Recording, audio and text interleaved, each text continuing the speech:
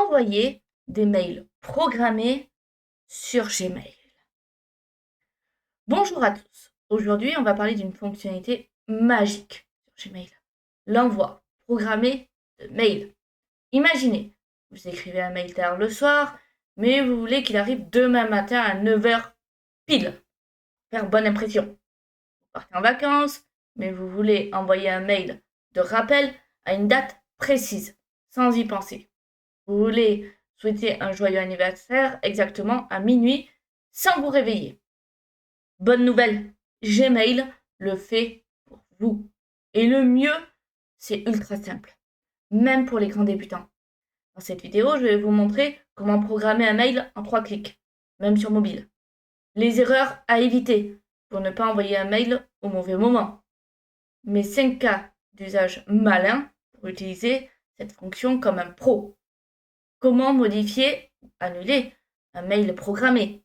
Alors, si vous voulez maîtriser l'envoi programmé, restez jusqu'à la fin et prenez de quoi noter parce qu'il y a des astuces que vous allez vouloir retenir. C'est parti. Dans la première partie, on va voir pourquoi programmer ces mails. Il y a 5 situations où l'envoi programmé sauve la mise. Voici des exemples réels où cette fonction va vous changer la vie. Vous travaillez tard et vous voulez que votre mail arrive à l'heure de bureau. Vous finissez un rapport à 23h, mais vous ne voulez pas que vos collègues le reçoivent en pleine nuit. Programmez-le pour 9h demain, une heure qui est plus convenable. Vous partez en vacances et vous voulez envoyer des rappels. Vous partez 2 semaines, mais vous voulez envoyer un mail de suivi à un client dans 10 jours.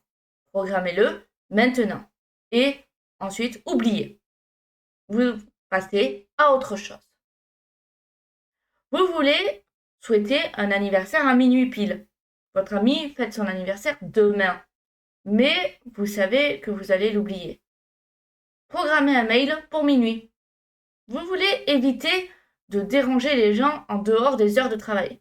Vous avez une idée géniale à 6h du matin, mais vous ne voulez pas réveiller votre équipe. Programmez le mail pour 9h. Vous voulez envoyer un mail à un client dans un autre fuseau horaire. Votre client est à New York. 6 heures de décalage. Programmez le mail pour qu'il arrive à 9h là-bas, même si pour vous, il est 3h du matin. Dans tous les cas, l'envoi programmé sera votre meilleur allié. Pourquoi ne pas envoyer le mail tout de suite? Pourriez-vous dire, pourquoi ne pas envoyer le mail tout de suite et basta? Voici pourquoi c'est une mauvaise idée. Vous risquez d'oublier, vous écrivez un mail à 2h du matin et vous l'envoyez par erreur. Le destinataire va se demander pourquoi vous êtes réveillé à cette heure-là. Vous ratez le bon timing. Un mail envoyé à 18h un vendredi soir a moins de chances d'être lu qu'un mail envoyé à 9h un mardi. Vous perdez en professionnalisme. Et ça, c'est le pire. Envoyer un mail à 3h du matin pour donner l'impression que vous êtes désorganisé, même si vous êtes juste un oiseau de nuit. Avec l'envoi programmé, vous gardez le contrôle. Dans la seconde partie, on va voir comment programmer un mail sur Gmail. La première étape, c'est de rédiger votre mail normalement. On va commencer par là. Pour ce faire, on clique sur « Nouveau message ». Ici. On va remplir les champs. Donc, à qui on écrit. Juste là. Donc, je vais récupérer mon mail ici. Ça fait en haut. Et le coller dedans. Parfait. Ensuite, l'objet. Donc, le sujet du mail. Donc, j'écris le sujet du mail. Tout simplement. Et le corps du mail. Donc, corps du message. On va écrire. Donc, on peut ajouter des pièces jointes si on le souhaite, en cliquant sur le petit trombone et en mettant les fichiers qu'on doit joindre. Donc, une petite astuce, relisez votre mail avant de programmer l'envoi, même si vous pouvez le modifier plus tard. Vérifiez l'orthographe, utilisez un correcteur comme Grammarly si besoin. La seconde étape, c'est programmer l'envoi sur ordinateur. Maintenant, voici la manipulation magique. On ne clique pas sur le gros bouton envoyer qui est ici.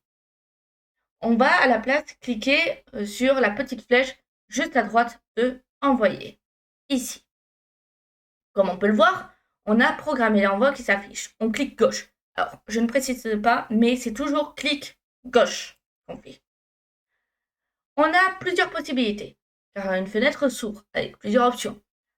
Donc, demain matin, 1er avril, 8h. Demain après-midi. Donc, on peut programmer, si on veut, demain après-midi. Ou on a cet après-midi, 31 mars, 13h. Lundi matin, par exemple. Donc, le 6 avril, ça précise la date. Donc, à 8h. Ou on peut choisir une date et une heure. Ici. Donc, on va revenir. Comment on fait notre choix? Si vous voulez que le mail arrive à 9h demain, on clique sur l'option souhaitée. Ou alors, on va partir du principe qu'on veut que ça arrive plutôt à 8h. Comme ça, c'est déjà paramétré. Si on veut une heure précise, on clique sur choisir une date et une heure. Et on sélectionne le jour et l'heure. Par exemple, je vais envoyer un mail à mon client, donc demain 9h. Je clique sur choisir une date et une heure et je sélectionne demain 9h. Et Gmail va s'occuper du reste. Donc, pour cela, on va cliquer donc c'est demain. Là, on est le 31, donc ça sera le 1er avril. On veut que ce soit 9h. Donc, 9h. Comme ceci. Et ensuite, on n'a plus qu'à cliquer plutôt sur programmer l'envoi. Votre mail est en attente d'envoi et partira à l'heure choisie. C'est ce que je fais. Donc, on peut également le programmer sur l'application Gmail. Donc, je vais vous expliquer oralement, mais vous sélectionnez donc l'appli Gmail sur mobile, vous rédigez votre mail comme d'habitude. On ne clique pas sur l'icône de la petite enveloppe envoyée. À la place, on appuie sur les 3 petits points en haut à droite.